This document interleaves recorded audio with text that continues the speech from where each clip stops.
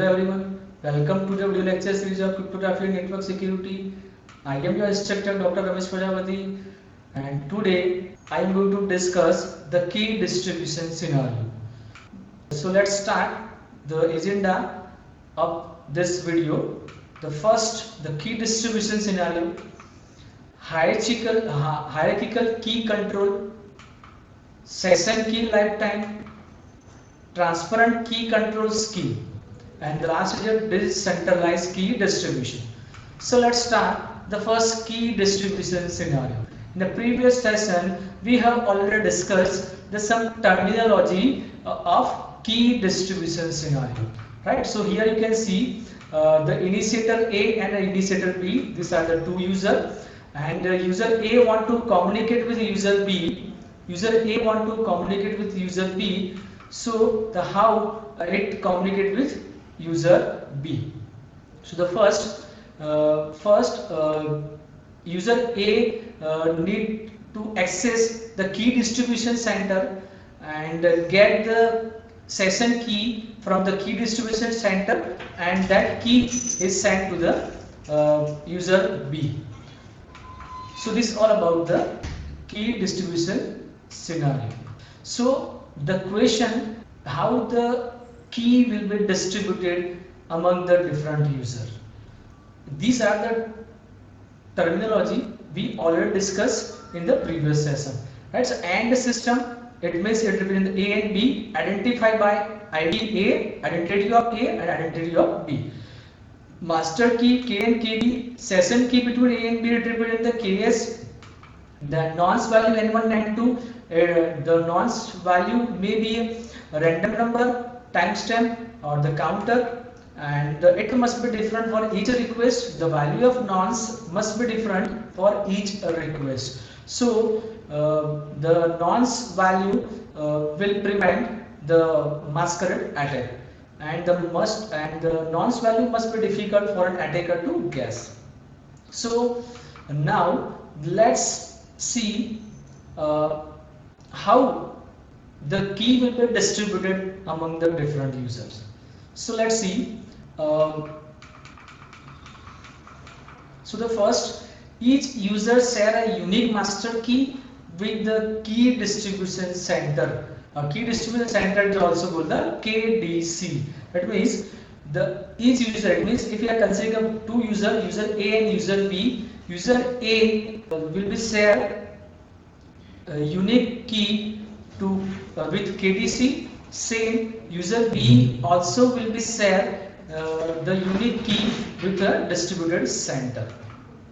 Now user A has a master key K known only to itself and the KDC. Similarly, user B share a master key KB with a KDC. It means that user A share a unique key. It means it is also the master key with a KDC, and which is known by only user A and the KDC.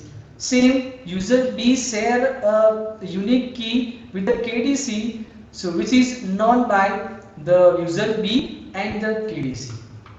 Now there are various steps will be involved in the key distribution scenario. So the first step, let's see the first step. The A issue a request to the KDC for a session key to protect a logical connection to B.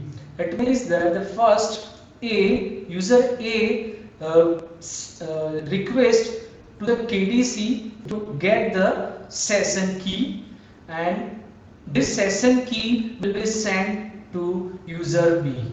So after user B receive the session key, user A establish the logical connection to user B. Now here you can see the ID A, ID B and N1. N1 is appended with ID A and ID B. ID A at identity of user A, ID B is user identity of user B, N1 it represents nonce. A nonce value, the value of nonce may be a random number, and timestamp. Now, why we use nonce here?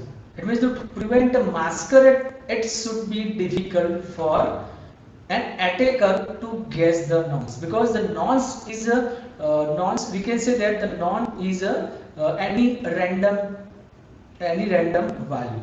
So it is not easy to capture the key by attacker.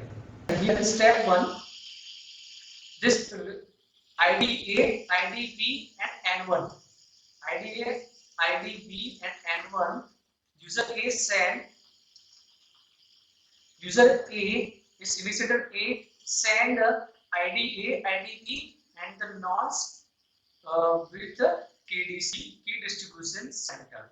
User A get the session key from the key distributed center. This session key will be sent to the user B.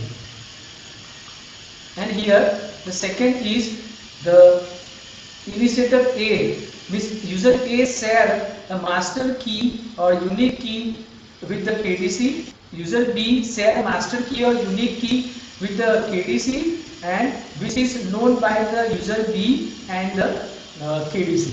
Same, user A share unique key or master key to KDC, and which is known by user A and the KDC. So now user A send the request to KDC, key distribution center, and the formula is IDA, IDB and N1. It means the IDA is appended with IDB and nonce. Now in step 2, in step 2, the KDC respond with the message encrypted using KA. It means thus A is only one who can successfully read the message, and A knows that it is originated at the KDC. Then the message include the two items intended for A. It means the first step, in the step 2, the first point, the KDC respond with the message encrypted using KA. It means the KDC send the encrypted message to user A, and the encrypted using the message is encrypted using the master key KA, and the KA user A will be share the master key KA to with KDC. Now the message included two items intended for A. It means in the message the two items will be appended. The one item, one time session key, the one time session key KS to be used for the session, and the second, the original request message including the nonce to enable A to match this response with the appropriate request. Let's see in this equation, the whole message is encrypted with the master key KA, which is known by the KDC and the user A. And when user A will be decrypted this message, so he will get the KS, it means the session key and appended with the IDA, IDB and the nonce N1, and the IDA, IDB and N1 is already requested by user A, and the KS session key is appended with this requested message. Now the second portion, the E of KB, E which is encrypted using the KB, it means the master key of user B, and the KS, the secret key is appended with the IDA. Now here second thing, the second portion, it means the here the two item will be sent, two item will be sent by the KDC. The first is encrypted, the message with the master key KA, and the second encrypted the second message with the encrypted with the using the encrypted user B's master key. So here user user A will not decrypt the second appended message. Now the KS is represent the secret key, KA represent the master key of user A, which is known by the KDC and user A. KB is a master key or unique key of user B, which is known by the user B and KDC. So now user A can verify that it is original request. User A, thus A can verify that it is an original request. That means the message was not altered before recipient to KDC. And also the message includes the two items intended for you. That means during here, with the help of this equation, user A can verify that the message should not be altered by any other person.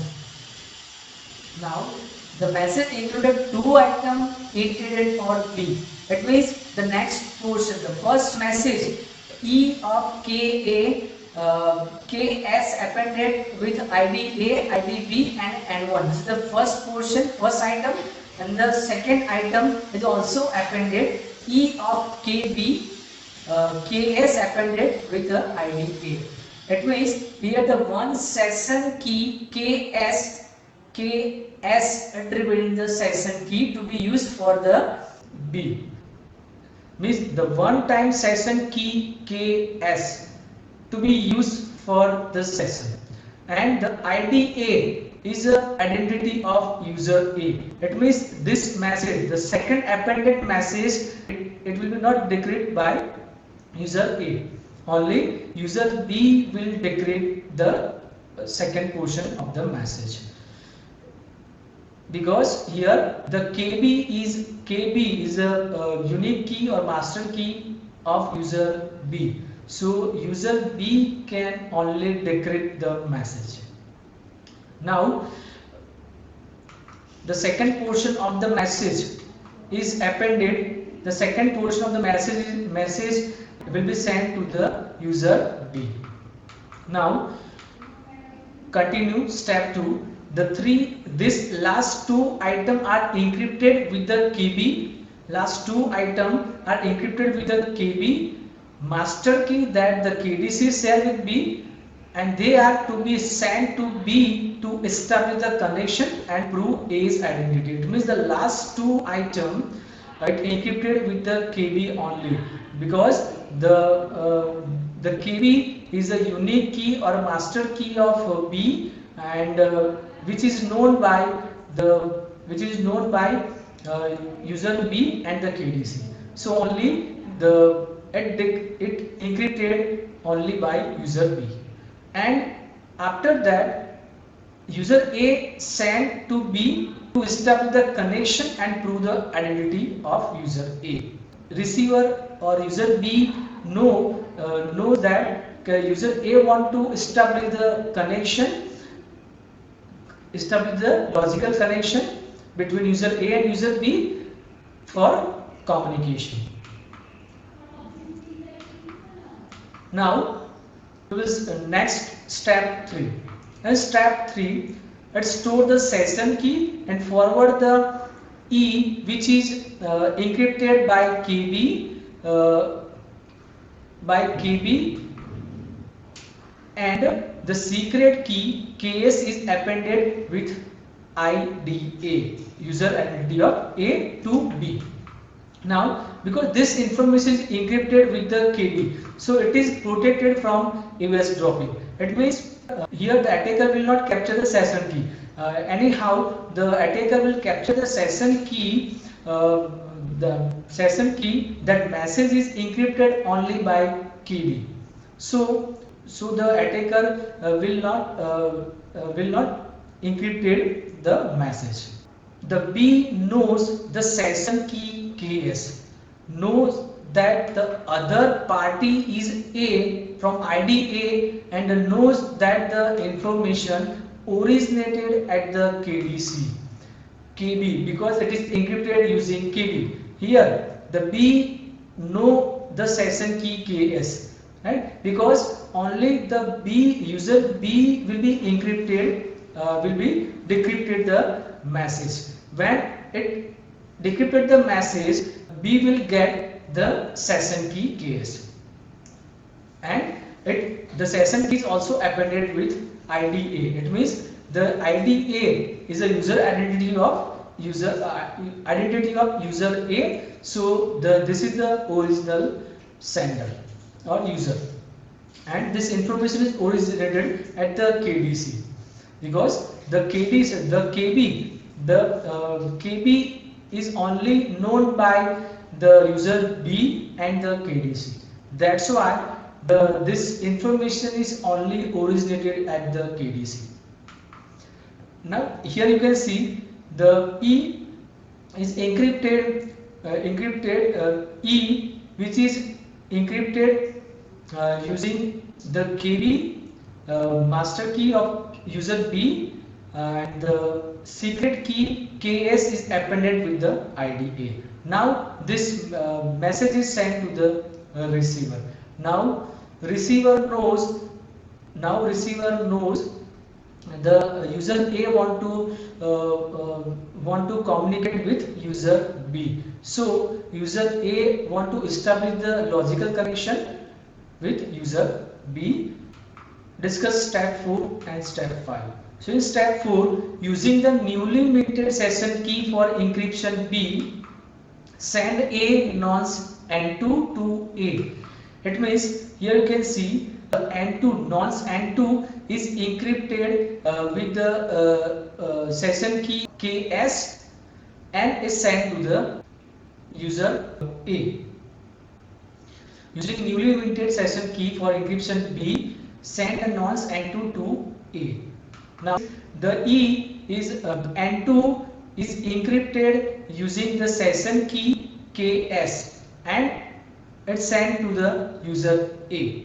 And here N2, it is any function, that means the addition, subtraction, like etc. Now in step 5, using KS, A respond with Fn2. Fn2, it means it is some function that perform some transformation of N2, and the function is like addition, subtraction, like this. Right? Also using KS, A respond with Fn2, where F is a function that performs some transformation of N2, and we already discussed the N2 is a one function, and in this function we are considering the addition, subtraction, etc. Now here EKS, it means we apply the function on N2 with the session key, means we apply the encryption along with the function on N2 using the session key. Step 4, based on the step 4 and step 5, the user A and user B establish the logical connection, and after establishing the logical connection, it start the communication using the session key. Now I hope you clear this idea. Thank you.